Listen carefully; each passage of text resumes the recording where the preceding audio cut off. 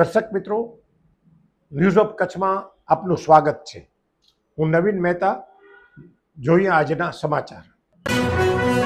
GST વિભાગના અધિકારી સહિત 2 આરોપીઓ 20 લાખની લાંચ લેતા એન્ટી કરપ્શન બ્યુરોએ પકડી પાડ્યા। રાજકોટનો બનાવ।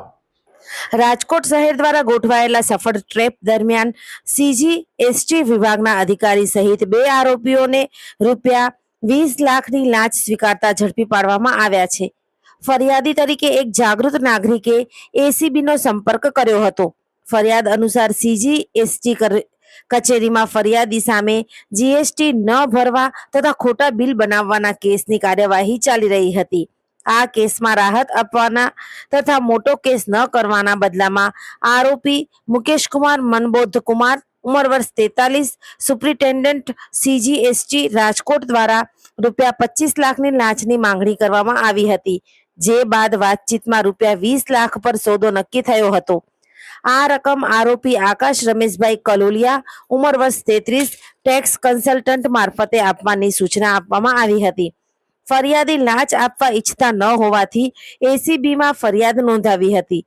આ આધારે એસીબી રાજકોટ દ્વારા creative complex ST bus station પાછળ રાજકોટ ખાતે ટ્રેપ ગોઠવવામાં આવી હતી। ટ્રેપ દરમિયાન આરોપી આકાશ રમેશભાઈ કલોલિયા દ્વારા ફરિયાદી પાસેથી રૂપિયા 20 લાખની લાંચની રકમ સ્વીકારતા બંને આરોપીઓને રંગે હાથ ઝડપી લેવામાં આવ્યા હતા। લાંચની સંપૂર્ણ રકમ રૂપિયા 20 લાખ રિકવર કરવામાં આવી છે।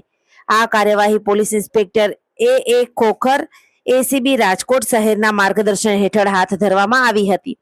જેમાં એસીબી સ્ટાફ અને પોલીસ ઇન્સ્પેક્ટર પી.એ. દેકાવાડિયા એ મહત્વપૂર્ણ સહકાર આપ્યો હતો। સમગ્ર કાર્યવાહીનું સુપરવિઝન મદદનીશ નિયામક જે.ડી. મેવાડા દ્વારા અને ઇન્ચાર્જ અધિકારી તરીકે નાયબ નિયામક શ્રી બલદેવસિંહ વાઘેલા દ્વારા કરવામાં આવ્યું હતું। બંને આરોપીઓ સામે કાયદેસરની કાર્યવાહી હાથ ધરવામાં આવી રહી છે। દર્શક મિત્રો, આજે 29 એપ્રિલ 2026 આ હતા આજના સમાચાર। આવતીકાલે ફરી મળશું, ત્યાં સુધી મને રજા આપશો। નમસ્કાર।